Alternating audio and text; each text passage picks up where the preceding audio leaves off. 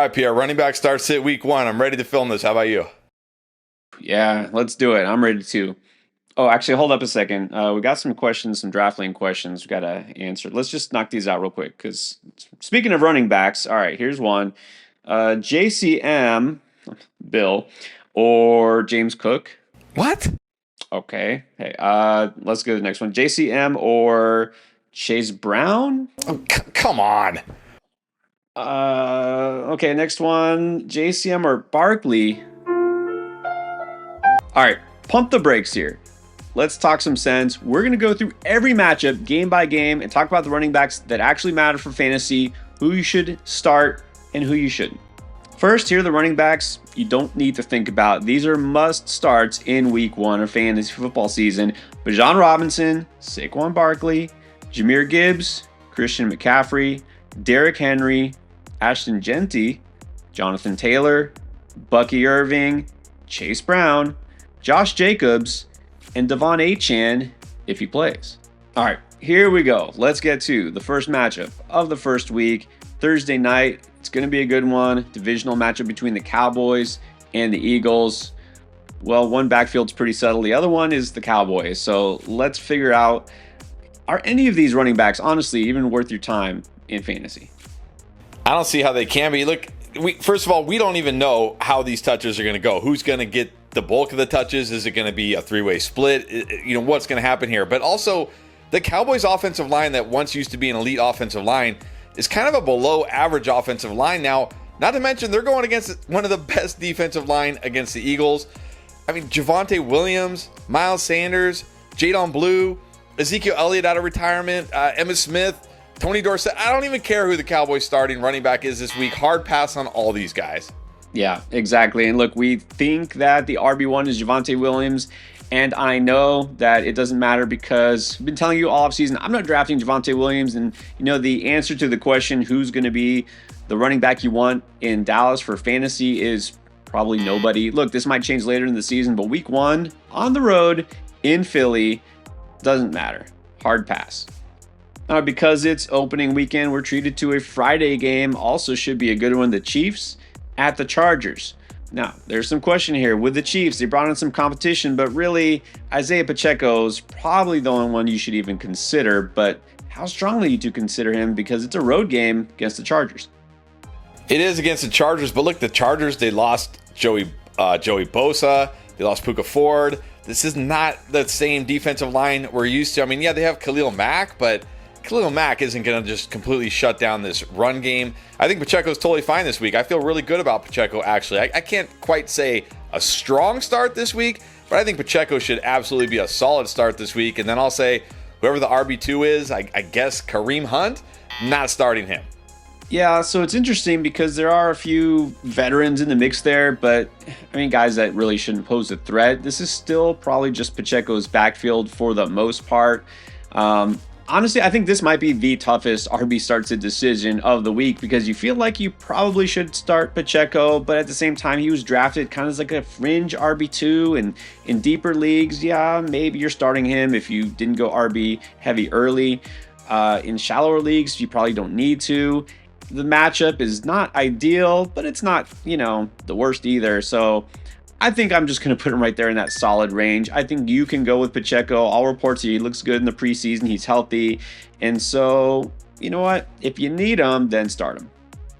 All right, now it's always tricky to talk about rookies, though. What about Omari and Hampton? This is a unique situation because his competition has been sidelined basically the entire offseason. So is Hampton just go from the start?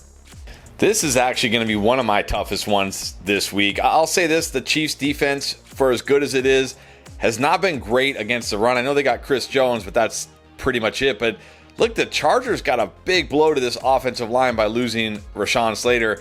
He is a rookie, but that being said, are we really expecting much from Najee Harris this week? I mean, he's hardly practiced. He's hardly done anything throughout camp. I think Hampton's going to get enough run here to be viable. I can't say strong start this week because it's a rookie making his first start, but I think Hampton should at least be a solid start. And then again, for Najee Harris, come on, way too risky here. Coming off that eye injury, hardly any practice. How much run is Najee really going to get? So Hampton solid, Najee a definite sit.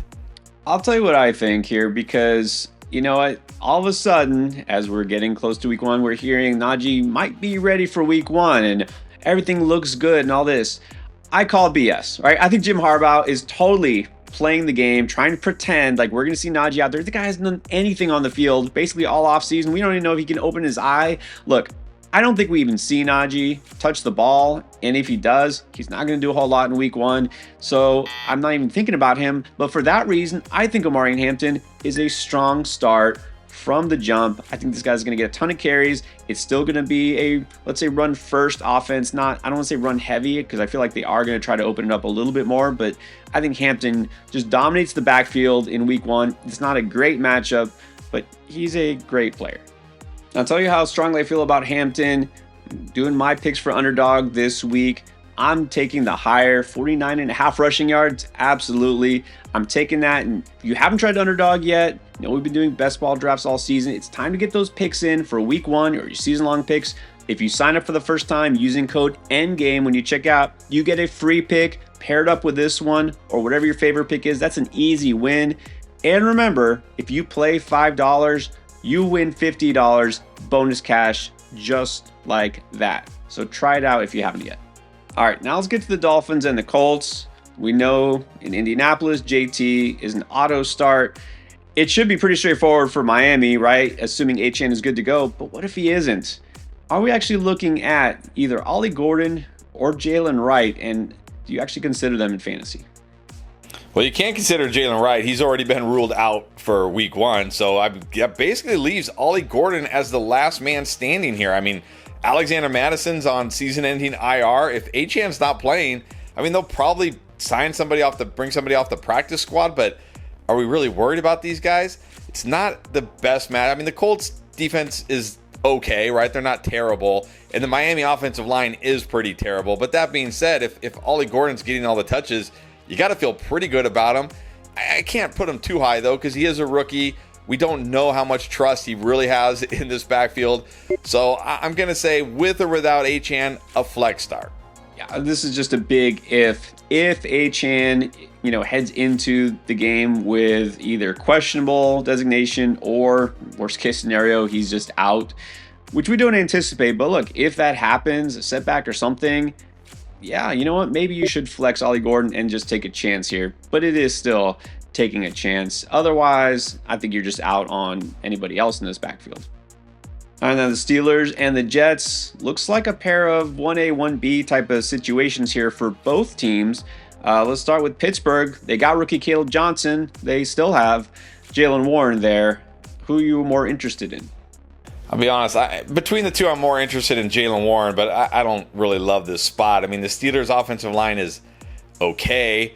The Jets' defense line last year was actually really bad. I mean, I know Quinnen Williams could get better, hopefully better than he was last year, but this is not like an elite defensive line anymore that used to be a shutdown run defense. But that being said, it's the Steelers. It's Arthur Smith. It might be a split here. I think it's too soon to trust the rookie. I'm going to say sit Caleb Johnson. Let me see it this week. Jaylen Warren, I mean, he should be out there a little bit more, catching some passes. So I guess you could flex him, but I don't love it.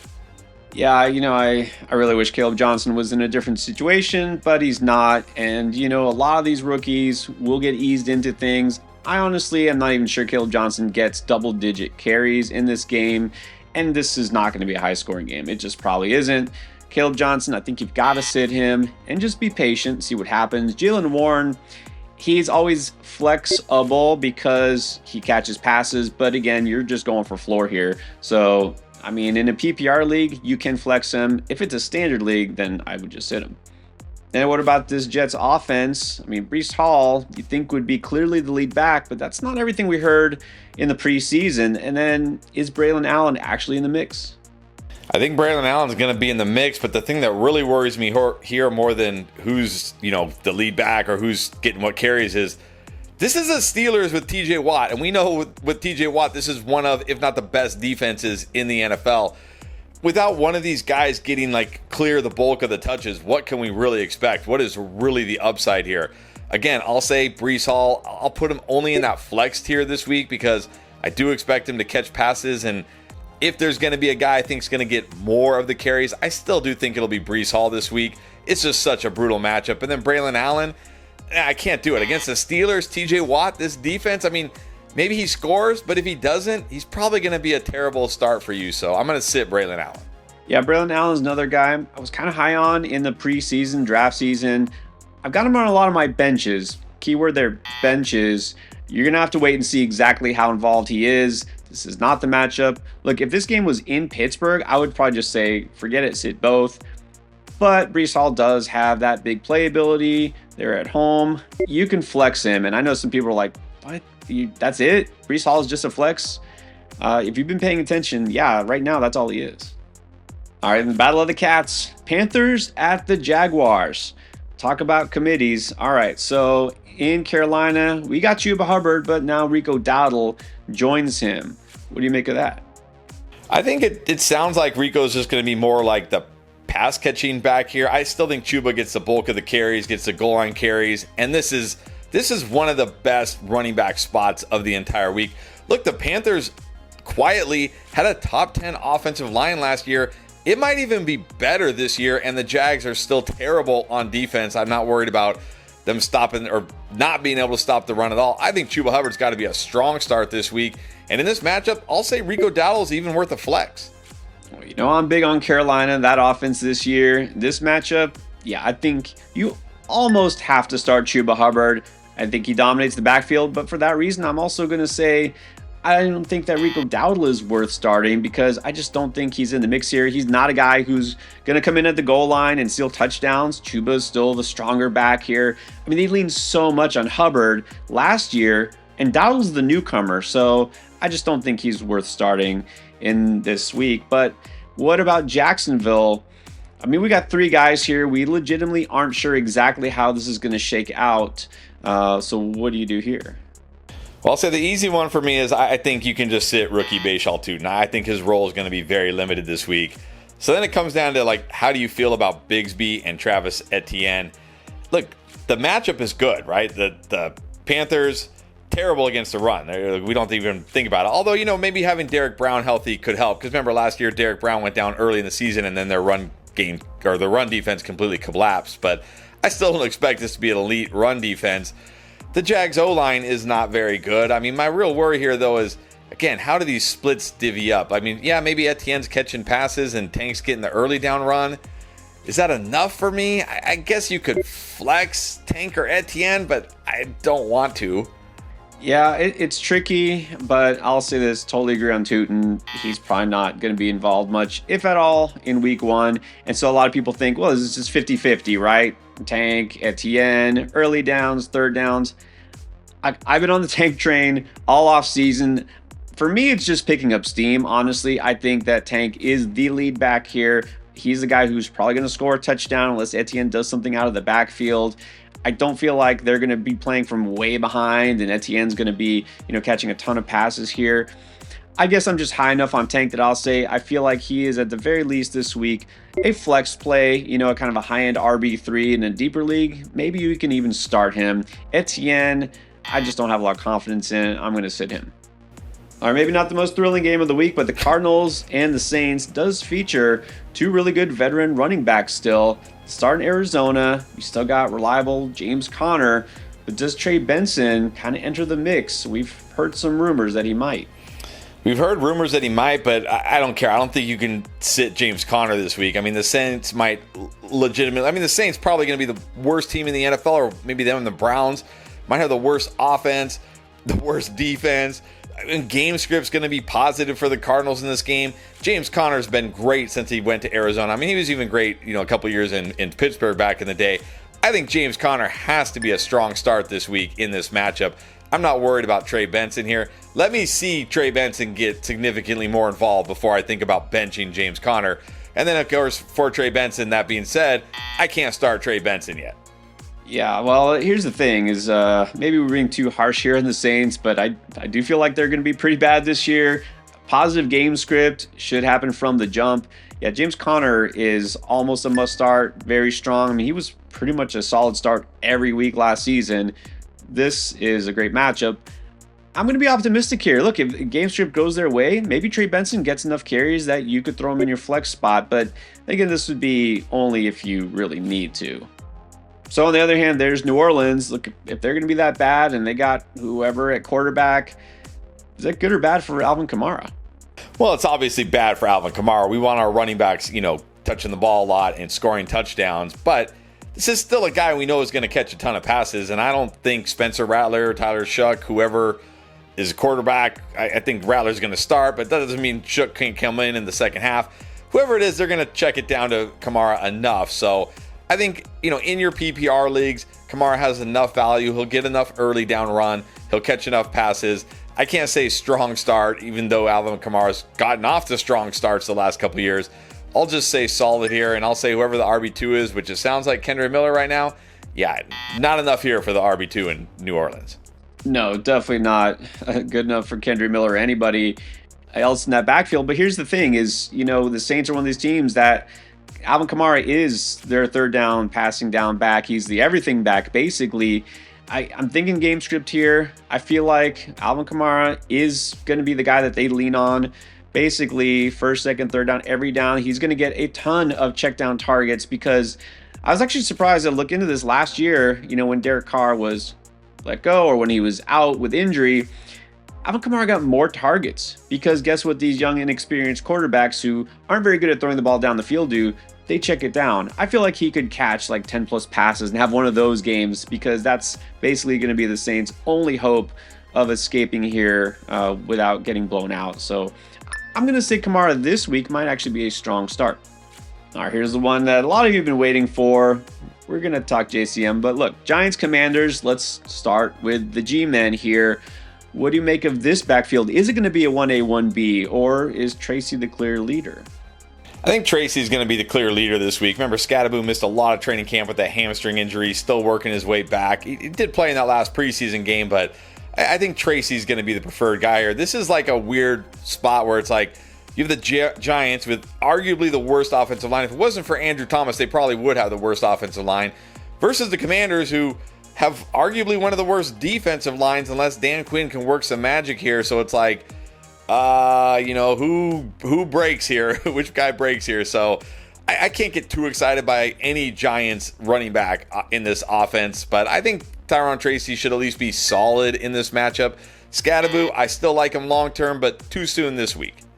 Definitely too soon for Scadaboo. I mean, you can't start him because barely got any run in the preseason training camp. He's not a guy who would be thrust into the lineup anyways right away.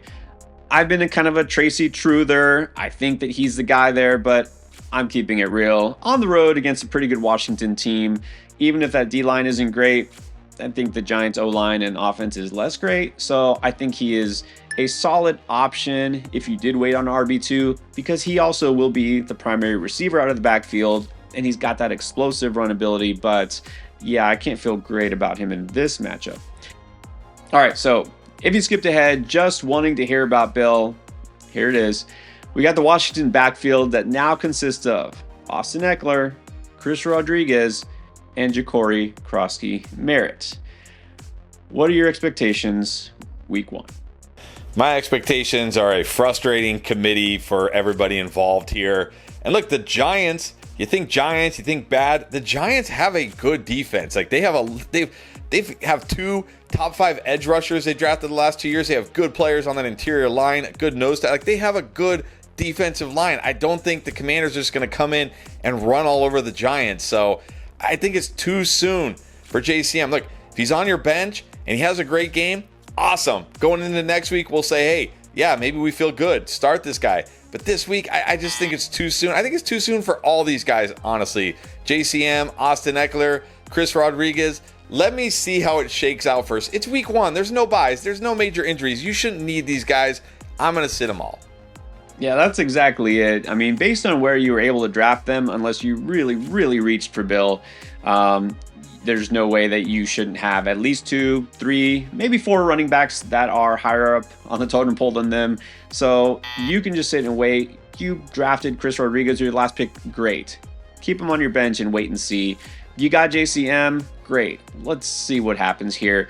I think Eckler is probably going to be the guy who gets the most run, and he's the one who is going to be the receiver out of the backfield. He's probably the one I think has the most touchdown upside too. So if you're going to pick from this group, it would be Eckler. I do think he might have some flex appeal here, but again, I'm hoping that you do have better options. Now the Bucs at the Falcons. We got two must-start backs in Bijan Robinson and Bucky Irving. What about the backups, though? Now, Rachaad White did have some standalone value at times last year, but he's also been battling a groin injury. What do you do if you got Rachaad White?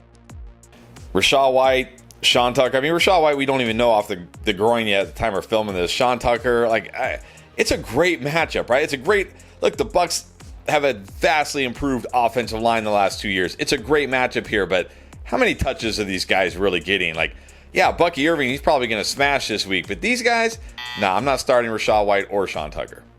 Yeah, whether Rachaad White plays or doesn't play, Sean Tucker doesn't cross my mind. I mean, did anybody really draft Sean Tucker? I mean, sure, you can stash him, but there's no way you should be starting him. At this point, honestly, Rachaad White is just a handcuff, so hopefully you didn't draft him as a potential starter anyways. But yeah, with the injury, I think he's just no-go. Next up, we got the Bengals at Browns. And yeah, Chase Brown, he's in must-start territory from the jump. Okay, the Browns, not so much. We got, Jerome Ford and Dylan Sampson. So between those two, I mean, I don't know if we can really trust any of these guys right away. No, this is a tough backfield to trust. I mean, I talked about it. Saints, Browns probably going to be vying for the worst record, the worst offenses. Yeah, not a good game script here. We don't know who's going to get the most touches. Every time in the past, it's Jerome Ford's time. It's like they somehow find a way to give somebody else 15 touches. It is a very good matchup, but it's also a very bad Browns offense and offensive line. So I think Ford's the one I probably trust more this week because, again, Dylan Sampson, the rookie, so because it's a good matchup. But look, the Bengals did bring back Trey Hendrickson. They reached an agreement, so he's going to be out there week 1. So that does help the Bengals defense a little, although, come on, this is still a terrible, terrible defense. I'll say Ford a flex only because of the matchup. I'm not going to start Dylan Sampson. Even though he's a guy I probably prefer long-term, I think this week I'm going to sit him. My gut reaction here is, again, rookie, not an early round rookie. Rookie we like, but let's be real, he's not going to be the guy that they lean on. And let's face it, they're not going to be able to run the ball very much. I don't think against the Bengals here. I almost wanted to talk myself into saying, hey, you know what? If Ford gets a lot of touches, he's probably going to be the guy who gets a lot of these, catches out of the backfield, and maybe he could be a solid start. And now I'm thinking it again. I'm like, I don't really want to start any Browns in the backfield here. They're probably getting thrashed. So let's just say you could flex Ford, but I'd rather not. Our Raiders at Patriots. We finally don't have to wonder who the RB1 is for the Raiders anymore. Ashton Genty, you're starting him. Now, the Patriots is going to be interesting. Everyone's all excited about the rookie, but Ramondre is still there. Ramondre is still there. He's going to be the lead back. And look, this is a good matchup against the Raiders. I mean, yeah, they got Max Crosby, but what else do they really have on defense that should scare you as far as the run game goes? Patriots sadly have a terrible offensive line, but we know Mike Vrabel's going to probably want to try to lean on the run game here. And I think TreVeyon Henderson has big play potential and pass catching potential that, honestly, I think Ramondre Stevenson in this matchup worth a flex, and I think TreVeyon Henderson this week also worth a flex. Yeah, for me, Pacheco was the toughest player to really decide on this week. I think this is the toughest backfield in general, though, because, again, we want it to happen, right? We want give the rookie all the touches, make him the starter. That's not how these coaches think, and that's not how it's going to happen. Ramondre, didn't have a great season last year. He's still the veteran. They're going to defer to him. Vrabel's kind of an old school guy. They're going to use a committee, all that. So basically, it's going to be a frustrating split, probably kind of 50-50 here, which means both guys kind of have low-end flex value. We got the Niners at the Seahawks. As of right now, knock on wood, CMC is good to go. You're starting him. Are we considering any of the others? Brian Robinson Jr. is there, and he's been declared the RB2. Does that give him value? And then what about Isaac Guerrero? Yeah, I know a lot of you drafted Brian Robinson before the trade, or you drafted Brian Robinson now as a elite handcuff for CMC, but let's be real. these guys are just handcuffs. You can't start them. This is the year of Christian McCaffrey. I'm sorry to tell you. Hard pass on both these guys. As long as CMC's healthy, just handcuffs, stash him on your bench. That's pretty much the extent of it. You don't have to think about him any deeper as of right now.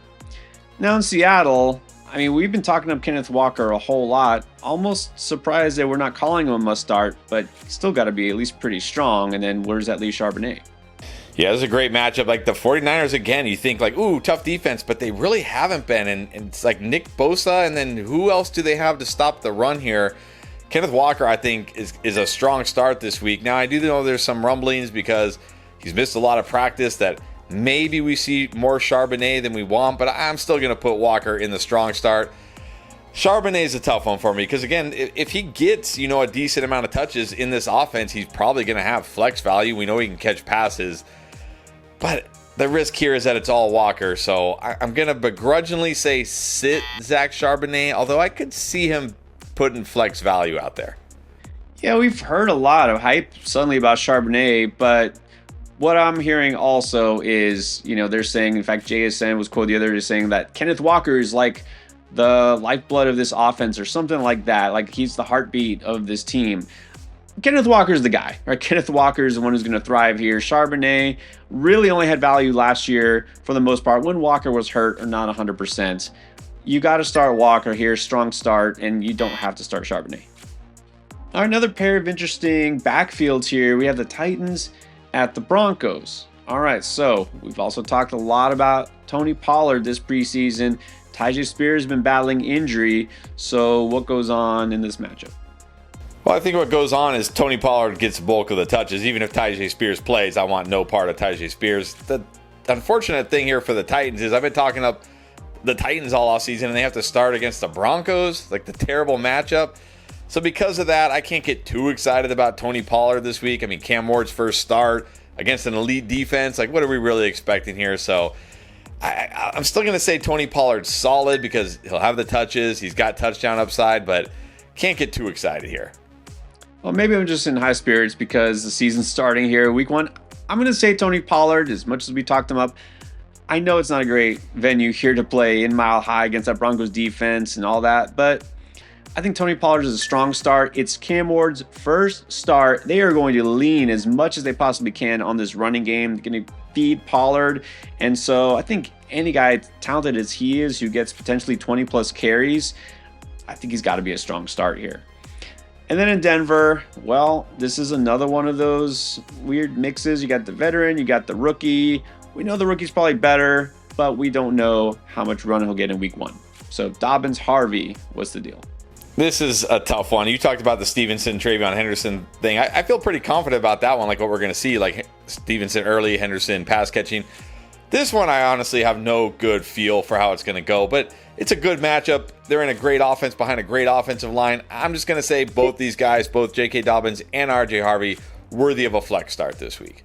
I'm going to take a guess that I think Dobbins does get the lead in week 1 because, well, one thing I know with Sean Payton, he's an old school coach, right? He did the whole thing where, Harvey's 5th on the depth chart, right? He's, okay, like we get all those old tricks, like we're over that. But he's still going to do the thing where he slow plays his rookie and doesn't fully deploy him until a couple weeks into the season. They got Dobbins, right, to kind of lead the way early. It's the Titans. I don't feel like they're going to be too pressured, right, to come from behind or anything. They're going to just give Dobbins the ball. So I think Dobbins could be a solid start. I almost want to say don't bother with Harvey, but he might have flex value because he'll still probably come in on third downs and passing downs. All right, now Lions at Packers. Okay, so Jahmyr Gibbs pretty much proved he's a must start last year, and Josh Jacobs, you already know that.